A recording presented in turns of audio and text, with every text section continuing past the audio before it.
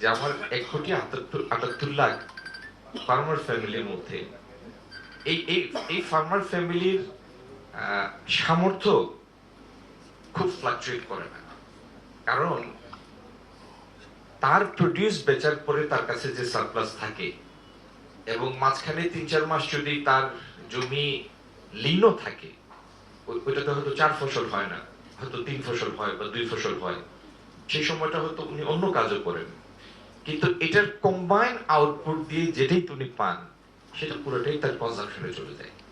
বাংলাদেশের যে socio economic structure, সেখানে কেউ এই জাতীয় ফ্যামিলি যদি সারা বছরের 8 মাসে 2-3 হাজার 4 হাজার টাকা কোনোভাবে জমিয়েও ফেলে, একবার ডাক্তারের কাছে গিয়ে 2টা এক্সরে করলেই সেটা শেষ হয়ে যায়। এটা হচ্ছে বাস্তবতা।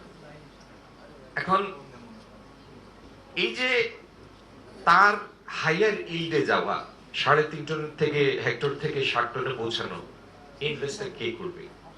বাংলাদেশের এখন পর্যন্ত এগ্রিকালচারাল ট্রান্সফরমেশন যেখানে আমরা এসেছি, এটা মোস্টলি অর্গানিক ওয়েতে হচ্ছে। অর্গানিক ওয়ে, খুব যে স্ট্রাকচার প্ল্যান্ড একটা ওয়েতে আমরা বাংলাদেশের একটা অংশকে মেকানাইজ করে ফেলেছি, বা এখানে রিসার্চের রিফ্লেকশন খুব বেশি মাত্রায় এসছে, ঠিক এক্স্যাক্টলি এইভাবে পিনপয়েন্ট করা যাবে না। মূলত অর্গানিক ওয়েতে এসছে। সরকারগুলির তো মানে কনজিকিউটিভ সরকার, কোনো একটা সরকার না, সবগুলি সরকারের কিছু তৎপরতা ছিল। বিশেষ করে ৭৪-এর দুর্ভিক্ষের পরে সব সরকারগুলি সেন্সিটিভ যে সার্ভাইভ করতে হলে কখনো খাদ্যদ্রব্যের অস্বাভাবিক উল্লঙ্ঘন হতে দেওয়া যাবে না, এই বিষয়ে একটা সেন্সিটিভিটি সবসময় কাজ করেছে।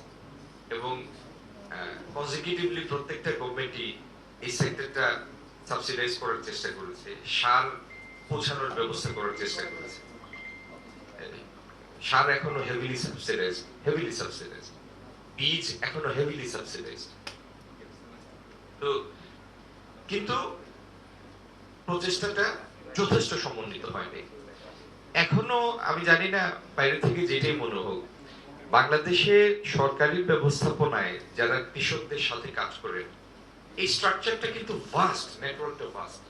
প্রত্যেকটা ব্লকে ব্লক সুপারভাইজার আছেন। 91-এর বিএনপি সরকার প্রথম এই ব্লক সুপারভাইজারদের মাধ্যমে সিলেক্টেড ব্লকে পাওয়ার ট্রিলার দেওয়ার চেষ্টা করেছে, দিয়েছে পাওয়ার ট্রিলার। ওই পাওয়ার ট্রিলার যখন নষ্ট হয়েছে, রিপ্লেসমেন্ট হ্যাজন্ট বিন প্রোভাইডেড। মানে আপনি একটা পথ দেখিয়েছেন কৃষককে, কিন্তু তার ফলো আপটা রাখেন। আমরা নর্থ ইস্ট ইরিগেশন প্রজেক্ট করে অনেক কৃষককে ক্লাস্টার করে একটা সময় আপনার সেচ যন্ত্র কেনার জন্য উদ্বুদ্ধ করেছি, ফলো আপ করিনি। It's about time, it's high time এই 2026-এ এসে আপনি আমি অনেক জায়গায় এই কথাটা বলি যে আমরা তো আমেরিকাও না, কানাডাও না, সৌদি আরবও না, মাটির নিচে ফুরন্ত তেল গ্যাস নাই, ডায়মন্ডও নাই, স্বর্ণ নেই, কিন্তু যেটা আছে আল্লাহর দেয়া নিয়ামত, এটার প্রপার ইউজ হতে হবে, পরিপূর্ণ সদ্ব্যবহার হতে হবে, না হলে এটার হক আদায় হয় না। যেটুক জমি আছে, এই জমির যে ম্যাট্রিক্স, এই জমির যে প্যাটার্ন, এই সমমানের জমির যেখানে এই পরিমাণ মিথেন, এই পরিমাণ সালফার, এই পরিমাণ আদার ইনগ্রেডিয়েন্টস আছে, সেই জমির হিট মাছ হাইয়ার অন্য জায়গায়। কিন্তু অন্য দেশের প্যাটার্নের সাথে আপনি এটাকে মেলাতে পারবেন না। ইউরোপিয়ান ইউনিয়নে যে লোকটা চাষি, অথবা আমেরিকায় যে লোকটা ফার্মার, সে 3 লাখ ইউরোর জিপিএস ড্রিভেন ট্রাক্টর দিয়ে চাষ করে, 4 জন মিলে 2,500 একর চাষ করে। তার সাথে আপনি এই ম্যাট্রিক্সে মেলাতে পারবেন না। আমি সিএনএন একটা ডকুমেন্টারিতে দেখেছি যে ভদ্রলোক, তার ওয়াইফ এবং তার পার্টনার এবং পার্টনারের ওয়াইফ, মানে এই 4 জন মিলে 2,500 হেক্টর জমি চাষ করে, পুরোটাই ঘরে বসে, মাঠে যায় না। Everything is done from his home. সে আক্ষেপ করছে যদি 5,000 একর করতে পারতাম তাহলে ফিজিবল হতো। এটা হচ্ছে বাস্তবতা।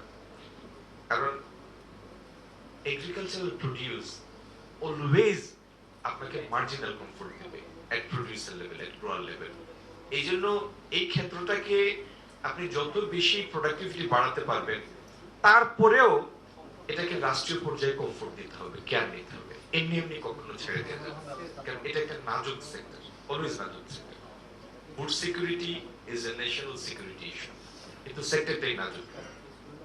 একটা ফ্যাক্টরি যখন আপনি করেন, চার দেয়ালের ভিতরে যখন মেশিন এটা প্রডিউস করে, আর খোলা মাঠে যে কৃষি পণ্য উৎপাদিত হয়, দুইটার ক্যারেক্টার সেম না। ওইটা প্রাকৃতিক ভাবেই নাজুক, আল্লাহ সৃষ্টি করে দিয়েছে ওইটাকে ওইভাবে, and subject to many other external shocks and conditions. তো মোট কথা হলো, আমাদের এখানে ফুড ইনফ্লেশন কমাতে হলে লজিস্টিক কষ্ট কমাতে হবে, ইনপুট কস্টের উপর কন্ট্রোল রাখতে হবে, এবং প্রোডাক্টিভিটি আমরা যত বাড়াবো তত ফার্মারের এবিলিটিও আসবে, সে এগ্রিগেট ভ্যালু তত বেশি পাবে। আমি আজকে আর সময় বেশি নেই না, এগুলি যা বললাম এই করতে হবে মানে তো আপনার করতে হবে না, আমার করতে হবে।